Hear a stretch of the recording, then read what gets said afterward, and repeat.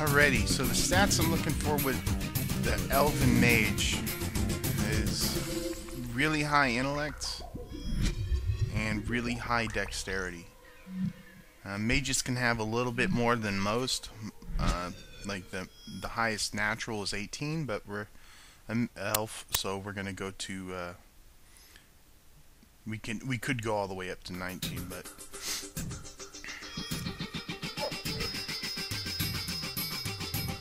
alright.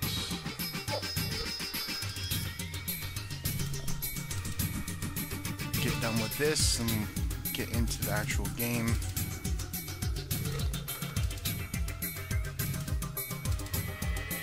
Just looking over my guys, make sure they're okay.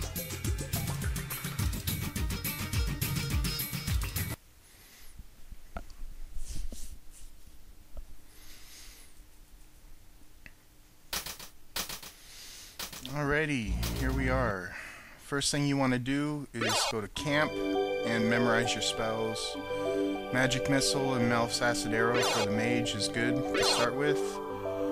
I can pray for spells, that's for cleric. Level 1, Cure Light Wounds, and then Hold Person. Hold Person is extremely valuable. The other ones aren't so much, not on this level. And then you rest, so you memorize them, or gain them for the clerics. Save the game. Alright. Now, the two top characters have their main weapons. I'm gonna take out her mace. And, yeah, everybody looks good here. If you notice the XP on the bottom, how it's split between the multi-class character. Instead of 5,000, it's 2,500 for each class. Now the rear characters can throw things. When I put them, like where I put the extra rock, that's in the belt pouch. When you throw it, it'll pull the next one out of the pouch, so you don't have to worry about picking it up off the ground. Lockpicks, some halfling bones, they might come in use later. And here's Kobold, and he's dead. Kobolds tend to come in packs. That one's kind of just like a teaser guy, you know? He's not really a threat. Nothing on the Sylph is really a threat. You want to search things, you tend to get XP for searching different areas, different items. So it's not just killing stuff only. Hold Person, and they're all hell, except that one that wasn't in the square. And they're all dead. Rations is food, but you got ways to worry about that. I'm gonna stock up Wendy here with daggers, all in her pouch, so she can throw 4 consecutive times. More rations.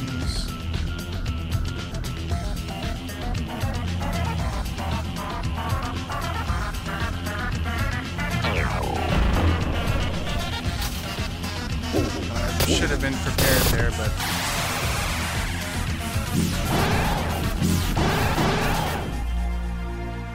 nah, I threw the dagger, but she was on the wrong side. I threw the rock and hit him, but it wasn't enough to kill him.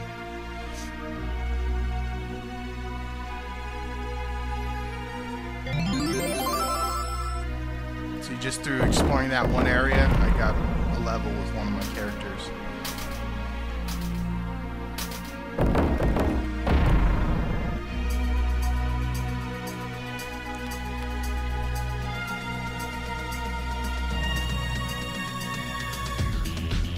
Doors can be opened either through buttons on the door, a switch nearby, forcing it if your party has enough strength and it's able to be pried open, or pressure plates like this one right here. We need to leave something on it to hold it down. We're going to go with the rations. Rocks and knives and stuff are going to be more useful than rations later on. You you get the ability to actually make food. So it's not that big of a deal.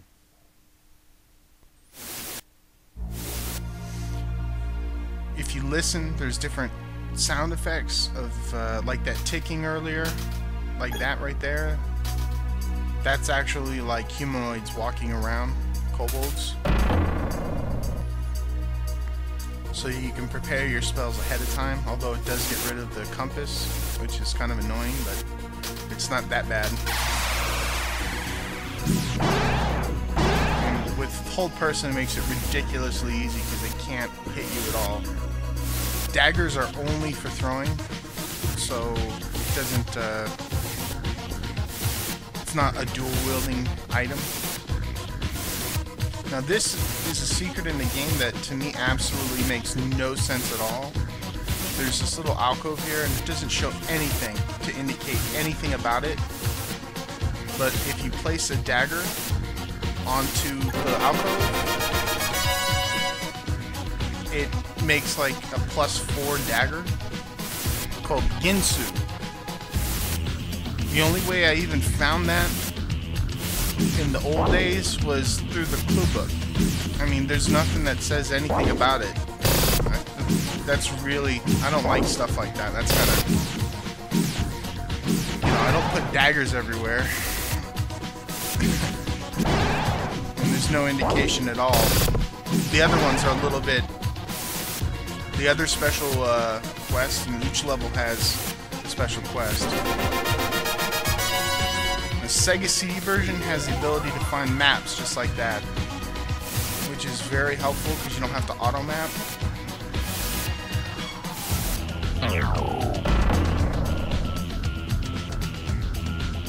Use magic missile up here soon.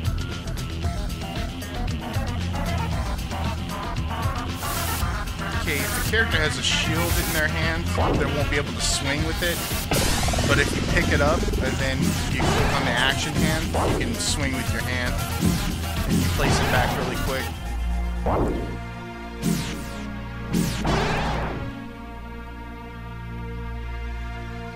I tend to just keep the shield in the slot and not worry about it so much.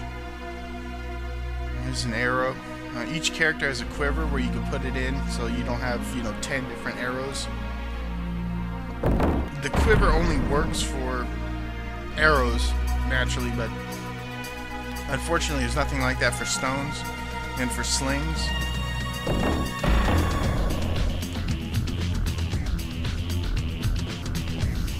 I'm pretty sure there's some stuff I missed because I remember hearing something around here. Marching around, doing its thing.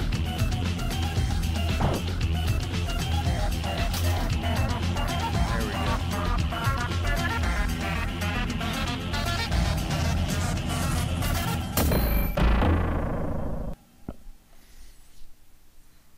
Oh, this is the other side of that door that I couldn't pry open. I know I missed something here.